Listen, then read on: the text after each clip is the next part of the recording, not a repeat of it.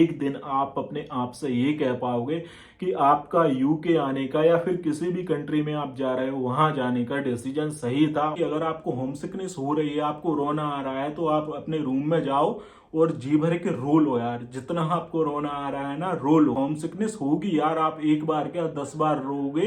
ये बात लिख कर ले लो। होम सिकनेस, इसके बारे में बात करना बहुत जरूरी है यार, क्योंकि बहुत सारे लोग सितंबर इनटेक में यूके आने वाले हैं। तो 99.99% लोगों को होम सिकनेस होने वाली है, सबको होती है।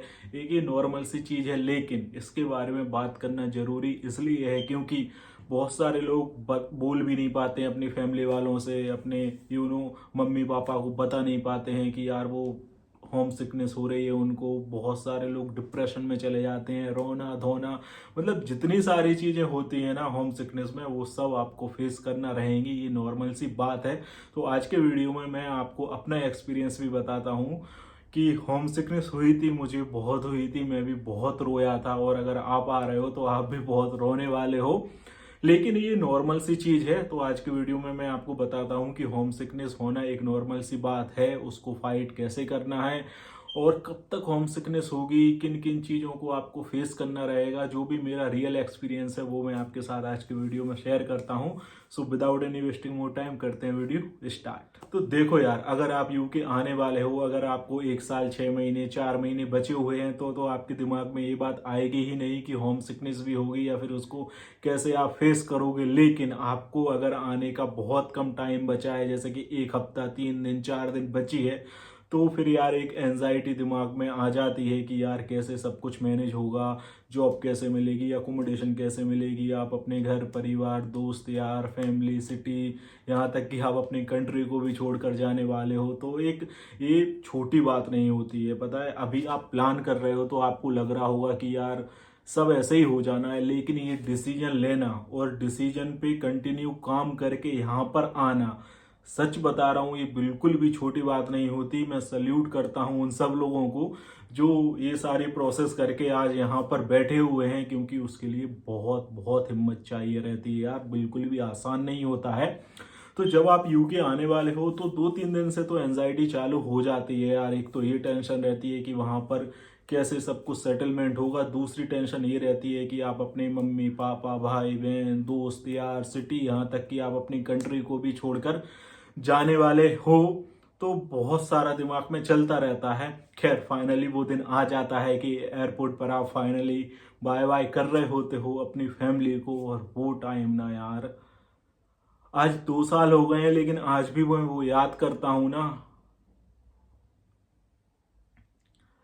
रोम रोम खड़ा हो जाता है यार। बिल्कुल भी आसान नहीं होता है वो पल, मेरे लिए क्या किसी के लिए भी यार, चाहे कोई अंदर से कितना ही स्ट्रांग हो या वीक हो, सबके लिए ना वो बहुत हार्ड टाइम रहता है। खैर वहां का भी हो जाता है जैसे तैसे मैनेज। आप अपनी फ्लाइट पर जाते हो, फिर थोड़ा सा बिजी हो जाते हो, लाइक लगेज वगैरह सबमिट करते हो, आपके इमिग्रेशन का काम चल रहा होता है, फ्लाइट में बैठ जाते हो, फिर क्या है थोड़ी थकावट रहती है, सो जाते हो, मूवी वगैरह देखते रहते हो। लेकिन हाँ, अंदर ही अंदर बहुत परेशान रहता है बंदा। हर किसी से आजकल, हर किसी से ये बात शेयर नहीं की जाती, मम्मी पापा को भी लोग बताते नहीं है, क्योंकि यार वो भी परेशान हो रहे होते हैं। क्योंकि नॉर्मल सी बात है, जितना आपको बुरा लग रहा है उससे कहीं ज़्यादा आपके मम्मी पापा को बुरा लग रहा होता है कि आप उनको छोड़कर जा रहे हो, और ये छोटी बात नहीं होती है। तो आ जाते हो आप यूके, फिर वही आप थोड़ा सा बिजी हो जाते हो, एयरपोर्ट पर आते हो, इमिग्रेशन होता है, आपका क्लियर अकोमोडेशन में जाते हो फाइंड करके, जैसे भी आप, लाइक अगर आपका कोई यहाँ पर रहता है तो वो लेने आ जाता है तो अच्छी बात है, नहीं आता है तो आप जैसे तैसे आप अपनी अकोमोडेशन में पहुंच जाते हो।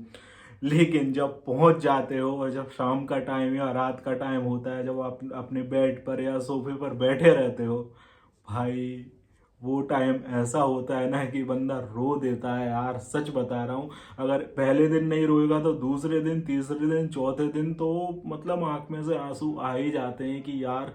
वीडियो में आगे बढ़ने से पहले एक जरूरी बात, अगर आप यूके में आने वाले हैं एज अ इंटरनेशनल स्टूडेंट और अकोमोडेशन फाइंड कर रहे हैं, तो एम्बर के थ्रू आप अपना अकोमोडेशन बुक कर सकते हैं। एम्बर अपना एक खुद का ऐप लेकर आया है, ये आपको गूगल स्टोर पर और प्ले स्टोर दोनों पर मिल जाएगा, लिंक है डिस्क्रिप्शन में।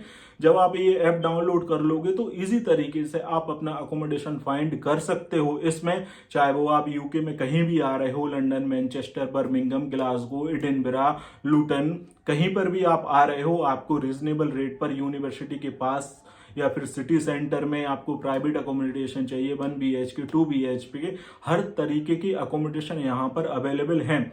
और ऐप के थ्रू अकोमोडेशन बुक करना तो और भी इजी हो गया है। लिंक है डिस्क्रिप्शन में, जाइए और एम्बर के थ्रू आप अपना अकोमोडेशन बुक कीजिए। अब आते हैं अपन अपने मेन टॉपिक पर। ये इंडिया से ना कंट्री बहुत अलग है, चाहे आप पब्लिक ट्रांसपोर्टेशन का बोल लो, चाहे हेल्थ केयर का बोल लो, जॉब का बोल लो, या फिर यहाँ का इन्वायरमेंट से लेके, कल्चर से लेके इंडिया से बहुत कुछ अलग है। सब कुछ ही अलग है, बहुत कुछ क्या यार।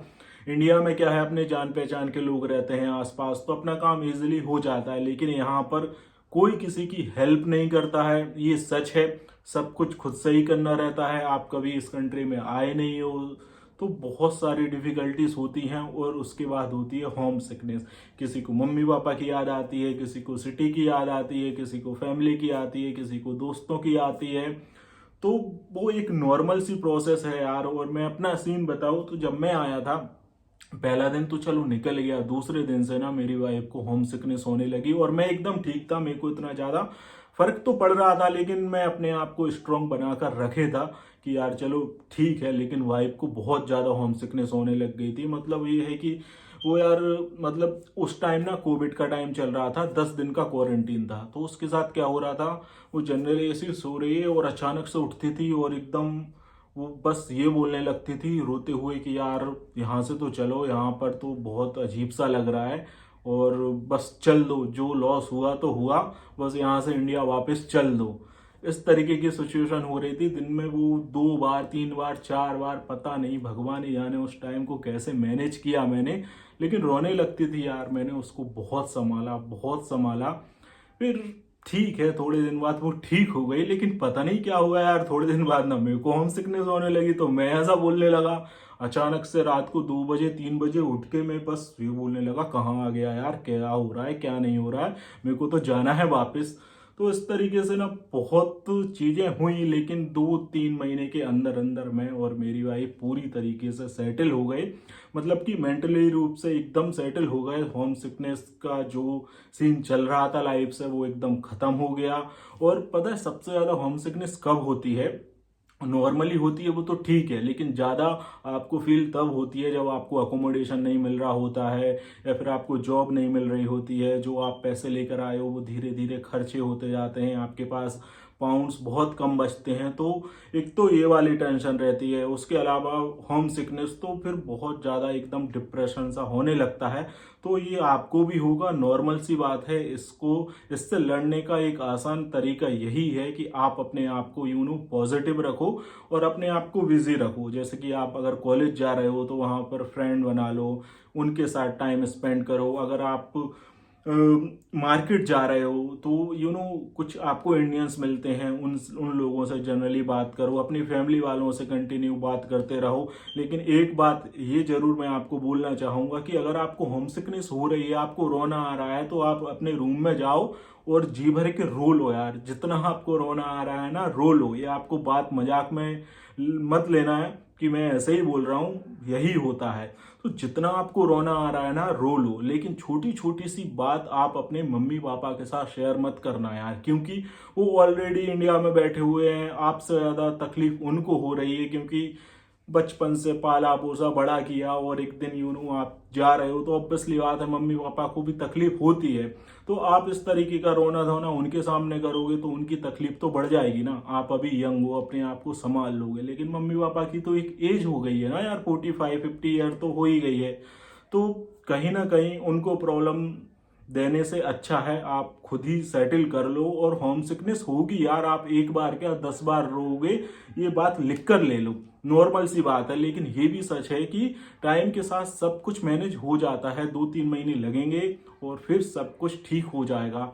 बहुत छोटी छोटी बातें याद आ जाती हैं यार। अगर आप छत पे कभी टहल रहे हो इंडिया में, सडनली से याद आ जाता है, कोई रील वगैरह देख ली, अरे यार इंडिया में तो ऐसा था, फिर बंदा एकदम उदास होकर बैठ जाता है और फिर बहुत होम सिकनेस होने लगती है, रोने लगता है। या फिर आप बाहर निकले और देखा कि यार भारत में तो कुछ अलग ही था, आपकी जान पहचान थी, दोस्त यार थे। यहाँ तो कुछ ही नहीं है। 4 बजे रात हो जाती है, फिर सुबह 9-10 बजे तक थोड़ा सा रोशनी आती है। ये विंटर की बात कर रहा हूँ मैं। तो डिप्रेसिव वेदर भी रहता है। अभी आप सितंबर में आओगे तो फिर दिसंबर, जनवरी, फरवरी ये डिप्रेसिव वेदर माना जाता है, तो और ज़्यादा होम सिकनेस होती है। ये नॉर्मल सी बात है। लेकिन टाइम जैसे जैसे निकलेगा ना, वैसे वैसे सब कुछ ठीक होता चला जाएगा। यार मेरे को जब होम सिकनेस होती थी ना, मैं ये सोचता था कि कोई तो बता दो कि ये कब तक होगी, कैसे नॉर्मल होगा। मेरी एक बुआ रहती थी नीदरलैंड में, मतलब मेरी वाइफ की बुआ रहती थी। तो मैं उनसे बात करता था कि आपको कैसा है, कैसे होम सिकनेस हुई थी, कितने दिन हुई थी, कुछ तो बताओ, क्या मेरे साथ ही हमेशा ही होता रहेगा या फिर मैं ठीक हो जाऊंगा। तो उन्होंने मेरे को काफ़ी चीज़ें बताई, लेकिन हाँ 2-3 महीने के अंदर अंदर सब ठीक हो जाता है। और अभी मेरे को 2 साल हो गए हैं और अब मैं ये बोलता हूँ कि मैं यहाँ आया, मेरी लाइफ का सबसे अच्छा डिसीजन था। एकदम सब कुछ बहुत अच्छी तरीके से मेरी लाइफ का तो यहाँ पर सेटलमेंट जम गया है। होम सिकनेस नहीं होती है, बाई चांस कभी कभी होती है, लेकिन उस लेवल की नहीं होती है जब स्टार्टिंग में होती थी। अभी मेरे को ये अपने घर जैसा लगता है यार। यहाँ पर जान पहचान बन गई है, दोस्त यार बन गए हैं। जैसे साइड से अपना मेरे घर में स्कॉटमेट है, तो वहाँ का जो भी स्टाफ है मेरे को नॉर्मल जानता है, तो हेलो हाय होती रहती है। जैसे अपन भारत में कहीं जाते हैं ना, अपने नॉर्मल दुकान वगैरह पर जान पहचान रहती है, ऐसा यहाँ भी हो गया है। मैं एलडी जाता हूँ तो वहाँ का जो स्टाफ है, 2 साल से कंटिन्यू एक ही जगह जा रहा हूँ, तो वहाँ के जो सिक्योरिटी गार्ड हैं या फिर स्टाफ है, उनसे भी नॉर्मल सी जान पहचान हो गई है। इंडियन जो स्टोर है वहाँ भी हो गई है। तो अभी एकदम ना नॉर्मल लगता है कि हाँ यार चलो बढ़िया से अच्छा हो गया है। एक बार मैं इंडिया होकर आ गया हूँ और फिर से अभी 1-2 महीने बाद आने वाला हूँ। मेरे वीडियोस कम आ रहे हैं, उसका रीज़न यही है कि यार देखो मैं इंडिया आने वाला हूँ और यार 8-10 लाख रुपए खर्चा हो जाता है। तो मेरा प्लान ये है कि थोड़ा एक्स्ट्रा काम कर लिया जाए। मेरी महीने की जो भी सेविंग्स होती है, महीने की XYZ, मैं चाहता हूँ कि वो एकदम कंटिन्यू चलती रहे। और जो 8-10 लाख रुपए वट जो भी अमाउंट है वो मेरे को लगने वाला है, वो मैं एक्स्ट्रा कमा लूँ।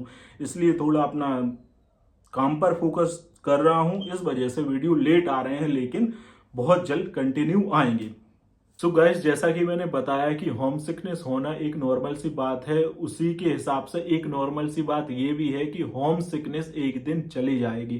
किसी को 1 महीना लगेगा, किसी को 2 महीना लगेगा, किसी को 3 महीना लगेगा, लेकिन at the end home sickness वाली जो चीज है ना, वो एकदम खत्म हो जाएगी। और कंफर्टेबल तरीके से बैठकर एक दिन आप अपने आप से ये कह पाओगे कि आपका यूके आने का या फिर किसी भी कंट्री में आप जा रहे हो वहां जाने का डिसीजन सही था। और मैं आज अपने आप से ये कह पा रहा हूं, तो मुझे इतना ट्रस्ट है कि ईमानदारी से आप अपने फ्यूचर पर फोकस करोगे ना, तो आप भी ये बोल पाओगे कि यार जो भी प्रॉब्लम आई, जितनी भी डिफिकल्टीज आई, एक दिन सब कुछ ठीक हो गया और होपफुली हो जाएगा। अगर नहीं हुआ है तो बस आज के वीडियो में बस इतना ही। अगर वीडियो पसंद आए तो वीडियो को लाइक और चैनल को सब्सक्राइब करना मत भूलना।